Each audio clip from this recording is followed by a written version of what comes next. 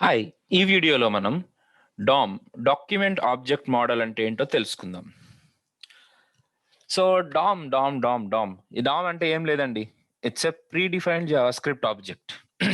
So last కొన్ని classes ముందు మీకు ఒక విషయం చెప్పాను. ఆబ్జెక్ట్ అనగానే దాంట్లో ప్రాపర్టీస్, మెథడ్స్ ఉంటాయని. లాస్ట్ ఈవెంట్ క్లాస్ వీడియోస్లో కూడా నేను ఇంకొక పాయింట్ కూడా చెప్పాను. ఆబ్జెక్ట్స్లో మీకు ఈవెంట్ లిజనర్స్ కూడా ఉంటాయి అని. సో ఫైనల్గా ఈ జావా స్క్రిప్ట్ ఆబ్జెక్ట్లో అంటే డామ్లో మీకు ఏముంటాయి అని అంటే properties, methods and event listeners. So మీకు డామ్ అనగానే మీ మైండ్లో ఏం తిరగాలి అని అంటే ఒక ఓపెన్ బ్రాకెట్, క్లోజ్ బ్రాకెట్, దాంట్లో కొన్ని set of properties with key and values, కొన్ని మెథడ్స్, దాని డెఫినేషన్స్, కొన్ని ఈవెంట్ లిజనర్స్ ఇవి ఉంటాయి. అంటే ఈవెంట్ లిజనర్స్ అంటే on click, on mouse, over, on ఇట్లా. So document object is nothing but set of properties, methods and event listeners. సరే, okay. కాకపోతే మరి ఈ డామ్ ఆబ్జెక్ట్ దేనికోసం? Document object properties and methods are to what?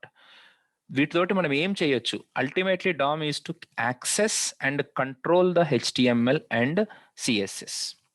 So చాలా beginning of the సిరీస్లో నేను ఒక పాయింట్ ఏం చెప్పాను అని అంటే Java script is to control the HTML and CSS అన్నాను. కానీ ఎలా కంట్రోల్ చేస్తుంది ఆ హెచ్టిఎంఎల్ని, సిఎస్ఎస్ని అంటే ఇదిగోండి ఈ డామ్ తోటే.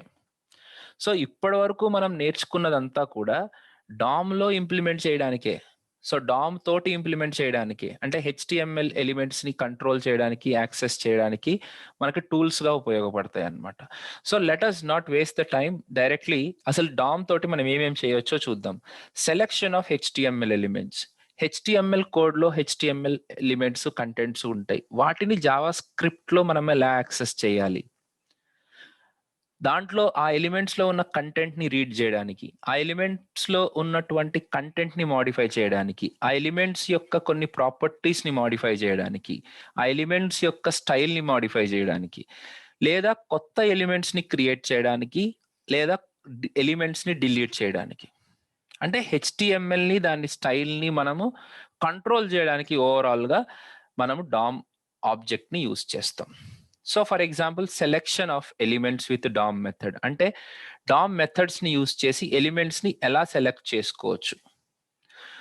దర్ ఈస్ అ పాసిబుల్ ఒక మెథడ్ ఉంది, that is get element by ID అని ఒక మెథడ్ ఉంది. దీంతో ఏం చేయొచ్చు అని అంటే మనం ఎలిమెంట్స్, మన హెచ్టిఎంఎల్ ఎలిమెంట్స్లో ఈ పర్టికులర్ ఐడి తోటి ఉన్నటువంటి ఎలిమెంట్ని మనము సెలెక్ట్ చేసుకోవచ్చు. సెలెక్ట్ చేసుకోండి అంటే యాక్సెస్ చేసుకోవచ్చు అని అర్థం. Get elements by tag name అని ఉంది. దీంతో మనము హెచ్టిఎంఎల్లో పేజ్లో H2 ఎలిమెంట్స్ అంటే ఆ ట్యాగ్ నేమ్ తోటి ఉన్న ఏ ఎలిమెంట్స్ అయినా మనం సెలెక్ట్ చేసుకోవచ్చు. అంటే H2 ఒక్కటే సెలెక్ట్ చేసుకోవచ్చా సార్? H3 కూడా సెలెక్ట్ చేసుకోవచ్చా? అయ్యా, మీరు ఏ ఎలిమెంట్స్ అయినా సెలెక్ట్ చేసుకోవచ్చు. Document dot get element by class name అని అంటే ఆ పర్టికులర్ క్లాస్ నేమ్ అనే ఎన్నెన్ని ఎలిమెంట్స్ కి ఆ క్లాస్ నేమ్ ని మనము యూజ్ చేసామో ఆ ఎలిమెంట్స్ అన్నిటిని మనము క్లాస్ నేమ్ ద్వారా సెలెక్ట్ చేసుకోవచ్చు. కొత్తగా మనకి క్వెరీ సెలెక్టర్ ఆల్ అని ఒక మెథడ్ వచ్చింది. దీంతో మనం సిఎస్ఎస్ సెలెక్టర్స్ ని డైరెక్ట్ గా పాస్ చేసుకోవచ్చు. సో ఆ సెలెక్టర్ ని బేస్ చేసుకుని సెలెక్షన్ ఆఫ్ ద ఎలిమెంట్స్ అనేది జరుగుతుంది. Document dot query selector selects only one element in all those access. Even direct గా సెలెక్టర్ ఇక్కడ కూడా పాస్ చేయొచ్చు, కానీ ఓన్లీ ఫస్ట్ ఎలిమెంట్ ని మాత్రమే రిటర్న్ చేస్తుంది. ఈ సెలెక్షన్ ఆఫ్ ఎలిమెంట్స్ అనేవి ఈ మెథడ్స్ తోటి కాకుండా డైరెక్ట్ గా కొన్ని ప్రాపర్టీస్ తోటి కూడా చేయొచ్చు. కానీ అన్ని ఎలిమెంట్స్ ని మనము వీటితోటి యాక్సెస్ చేయలేము. మీరు కావాలంటే యాంకర్స్ అంటే లింక్స్ ఉంటాయి కదా, వాటిని తెచ్చుకోవచ్చు through document dot anchors. Document dot body ద్వారా డైరెక్ట్ గా బాడీ ఎలిమెంట్ ని మనం సెలెక్ట్ చేసుకోవచ్చు. Document element embeds. Document dot forms ద్వారా ఇప్పుడు ఫర్ ఎగ్జాంపుల్ మీ వెబ్ పేజ్లో 4-5 ఫార్మ్స్ ఉన్నాయి అనుకోండి, డాక్యుమెంట్ డాట్ ఫార్మ్స్లో ఆ ఫార్మ్స్ అన్ని ఉంటాయి అనమాట. డైరెక్ట్గా మనం వాటిని డైరెక్ట్గా రెఫర్ చేసుకోవచ్చు. Document dot head, document dot ఇమేజెస్ని కూడా మనం డైరెక్ట్గా సెలెక్ట్ చేసుకోవచ్చు. లింక్స్, స్క్రిప్ట్స్, టైటిల్ తోటి ఇవి మనం సెలెక్ట్ చేసుకోవచ్చు అనమాట. Okay, I hope you understood how many different ways మనము ఈ డాక్యుమెంట్ డాట్ ఫార్మ్స్ ని యూజ్ చేస్తాం. కానీ మోస్ట్లీ మన సెలెక్షన్ అంతా ఈ మెథడ్స్ త్రూనే జరుగుతుంది. వీటి నుంచి డైరెక్ట్ గా చేయడం కొద్దిగా అరుదు. ఎయిదర్ బాడీ కానీ టైటిల్ కానీ ఫార్మ్స్ ని కానీ జనరల్ గా మనం యూస్ చేస్తాం. కొన్నిసార్లు డైరెక్ట్ డాక్యుమెంట్ డాట్ ఇమేజెస్ ని వాడొచ్చేమో, అంతే తప్ప మిగతా వాటితోటి మనం పెద్దగా వర్క్ చేయం. రైట్. కానీ ఇప్పుడు సెలెక్ట్ చేసేటప్పుడు మనం డైరెక్ట్ గా ఒక్క ఎలిమెంట్ ని సెలెక్ట్ చేయొచ్చు, లేదా మోర్ దాన్ వన్ ఎలిమెంట్ ని సెలెక్ట్ చేయొచ్చు. సెలెక్ట్ చేసిన తర్వాత అవి మనకి రిటర్న్ టైప్ లో ఏమిస్తాయి అంటే సో కొన్ని డైరెక్ట్ గా HTML ఎలిమెంట్ ని ఇచ్చేస్తాయి. Like document dot get element by ID ఉంది, that returns a HTML element. Document dot get element by tag name ఉంది, that returns HTML collection. Tag name అని అంటే మోర్ దాన్ వన్ ట్యాగ్ ఉండొచ్చు కానీ, కాబట్టి వాటన్నిటిని కలిపి కలెక్షన్ అనే ఒక డిఫరెంట్ డేటా ఫార్మాట్ లో ఇస్తుంది.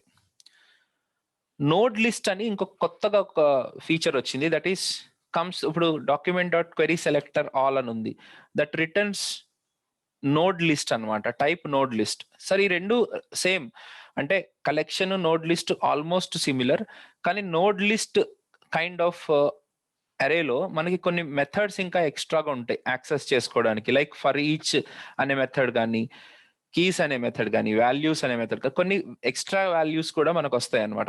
కొన్ని ఎక్స్ట్రా మెథడ్స్ కూడా వస్తాయి. కంగారు పడకండి, ఈ టైప్ ఏంటి అని తెలుసుకోవడానికి చాలా టైం ఉంది, మనం అడ్వాన్స్ సెక్షన్స్ లో తెలుసుకుందాం. ముందైతే HTML ఎలిమెంట్ లో ఉన్న కంటెంట్ ని కానీ ఎలిమెంట్స్ ని కానీ, HTML పేజ్ లో ఉన్నటువంటి కంటెంట్ ని కానీ ఎలిమెంట్స్ ని కానీ జావా స్క్రిప్ట్ లో ఎలా యాక్సెస్ చేస్తారు అనేది చూద్దాం ఇప్పుడు.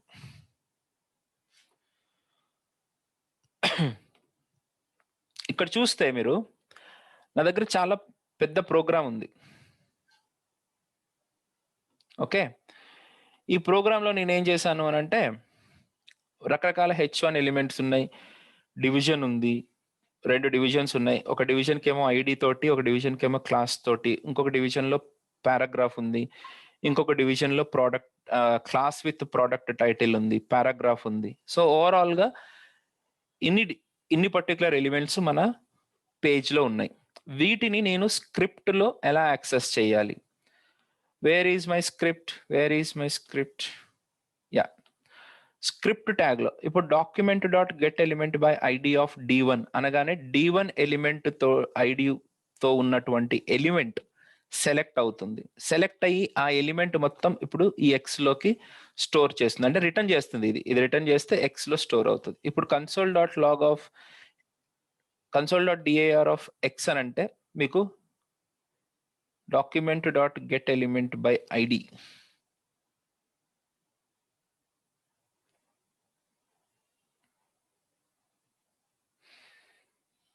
console.log of hello, save. Basic గా ఇక్కడ ఎలిమెంట్ మీకు రావాలి,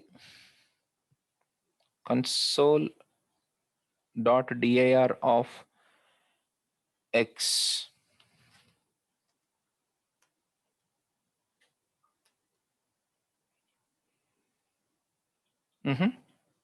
ఓకే, ఎక్స్ తో ఉన్న ఎలిమెంట్ మనకి డిస్ప్లే అవ్వట్లేదు, ఎందుకు?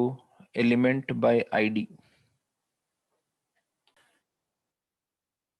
ఏమీ లేదండి, ఇక్కడ console.log of dir అని వాడడం వల్ల ఈ HTML డివిజన్ అనేది సెలెక్ట్ అయినా కూడా మనకి ఇక్కడ డిస్ప్లే అవ్వలేదు. So I just started using console.log అని అనగానే దాంట్లో ఉన్నటువంటి అంటే ఈ document dot get element by ID అనే ఫంక్షన్ కాల్ వల్ల సెలెక్ట్ అయినటువంటి ఎలిమెంట్ ఏదైతే ఉందో, దిస్ ఈస్ ద ఎలిమెంట్. ఈ ఎలిమెంట్ అంతా సెలెక్ట్ అయ్యి ఒక ఆబ్జెక్ట్ రూపంలో ఎక్స్ లో స్టోర్ చేస్తుంది. ఆ ఆబ్జెక్ట్ నే ఇక్కడ డిస్ప్లే చేసాం చూడండి. ఓకే, యాక్చువల్గా ఏం జరిగింది అని అంటే, మీరు సపరేట్ విండోలో తీసుకుంటే console.dir ద్వారా కూడా మీకు ఇది కనపడుతుంది. బట్ నేను షార్ట్ విండో తీసుకున్నాను కాబట్టి అక్కడ కనపడలేదు. బేసిక్గా ఇది ఇక్కడ చూస్తే ఇప్పుడు మనకి ఈ పర్టికులర్ డివిజన్ ఐడితో D1 అనే ఐడి తోటి ఉన్న డివిజన్ అంతా మనకి కన్సోల్ లాగ్ లో ప్రింట్ అయింది. అదే ఇప్పుడు console.dir అన్నాను అనుకోండి, you will get that D1 ID తోటి ఉన్న వాల్యూ. సో ఈ ఎలిమెంట్ సెలెక్ట్ అయ్యి ఆ ఎలిమెంట్ని ఆ ఎలిమెంట్ యొక్క ఇన్ఫర్మేషన్ మొత్తాన్ని ఒక ఆబ్జెక్ట్ ఫామ్ లో మనకి ఎక్స్ లో స్టోర్ చేసింది. That's what I have done over here. So దీనివల్ల మనకి యూజ్ ఏముంది? What's the big deal? Okay, object form లో వచ్చింది, బానే ఉంది. కానీ ఆబ్జెక్ట్ ఫామ్ లో ఉంటే దానివల్ల మనకున్న ప్రయోజనం ఏంటి? What is the real use of that object అని అంటే, ఆబ్జెక్ట్ ని యూజ్ చేసుకుని మనము దాన్ని మాడిఫై చేసుకోవచ్చు. అది ఎలా మాడిఫై చేసుకోవచ్చు? Will see that, don't worry.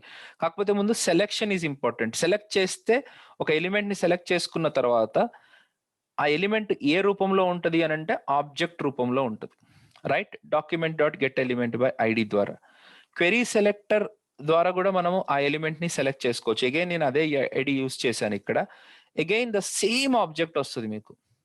Document dot get element by ID ద్వారా మీకు ఏ ఆబ్జెక్ట్ అయితే వచ్చిందో ఇక్కడ కూడా అదే ఆబ్జెక్ట్ వచ్చింది.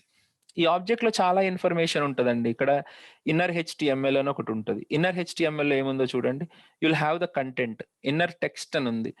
డివిజన్ విత్ ఐడి D1 అని కంటెంట్ ఉంది. సో దాని యాక్సెస్, ఆ పర్టికులర్ ఎలిమెంట్ యాక్సెస్ అనేది మనకి ఇక్కడ దొరుకుతుంది. సో ఇప్పుడు వై యూజ్ చేసుకుని ఆ ఎలిమెంట్ ని యాక్సెస్ చేయొచ్చు.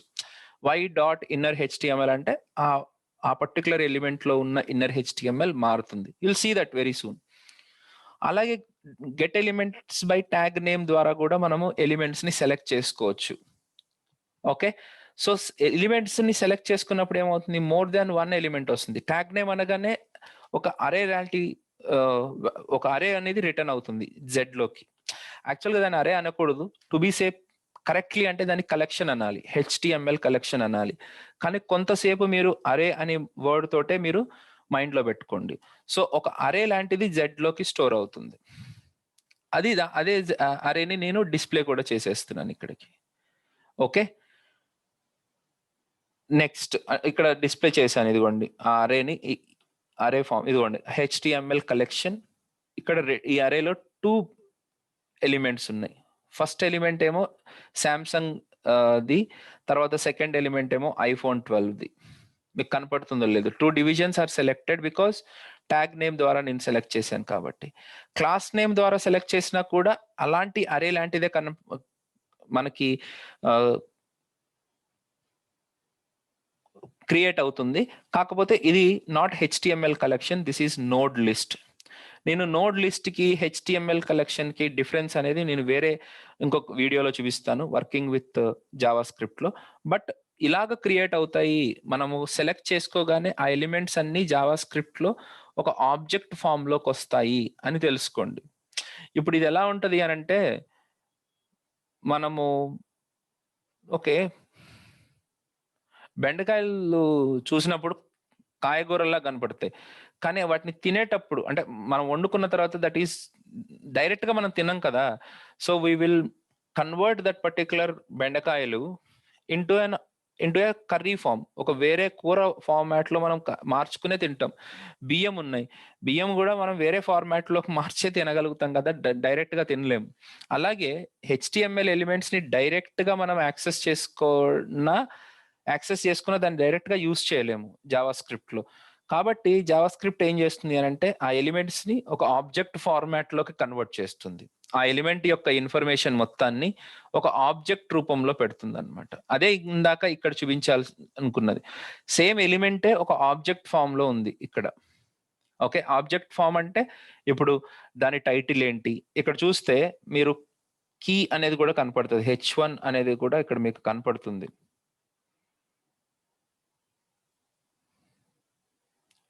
నోడ్ టైప్ అని, ఇక్కడ ట్యాగ్ నేమ్ అనేది ఏదో ఉందో చూడండి, డివ్ అని ట్యాగ్ నేమ్ ఉంది, ఎందుకంటే ఇది దాని ట్యాగ్ నేమ్ డివ్ కాబట్టి. తర్వాత అలాగే వాల్యూ వచ్చేసరికి మీకు తెలుసు. నెక్స్ట్ సిబ్లింగ్ ఏంటి, నోడ్ నేమ్ ఏంటి, ఇక్కడ చూసారా డివ్ అనే నోడ్ నేమ్ ఉంది. అలాగే దీంట్లో ఉన్న HTML ఏంటి, దీని ఐడి ఏంటి. సో HTML లో ఈ ఎలిమెంట్ ఈ రకంగా ఉంటే, ఈ ఫార్మాట్ అంటే ఓపెన్ బ్రాకెట్, క్లోజ్ బ్రాకెట్ ఇవన్నీ ఉంటే, మనకి స్క్రిప్ట్ లోకి వచ్చేసరికి ఇలా ఉంటుంది అనమాట. ఓకే, సో మనం మూవీ చూసేటప్పుడు పిక్చర్ మీద సమంతానే, కాకపోతే సమంత అక్కడ ఎలా కనపడుతుంది అని అంటే that's an image form. Actual గా సమంత అంటే మామూలుగా మనలాగా మనలాగా మనిషిలాగా 2 చేతులు, కాళ్ళు ఉంటాయి. అట్లా. సో, హెచ్‌టీఎంఎల్‌లో మనము యాంగులర్ బ్రాకెట్స్, స్పేసులు అవన్నీ ఉంటాయి.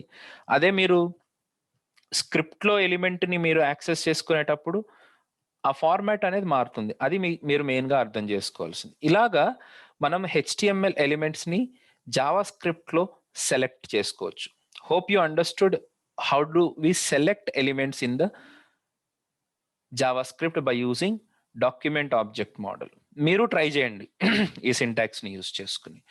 సో, నెక్స్ట్ వీడియోలో మనము యాక్సెస్ చేసిన ఎలిమెంట్స్‌ని ఎలాగ మోడిఫై చేయొచ్చు అనేది నేర్చుకుందాం. Thanks for watching the video.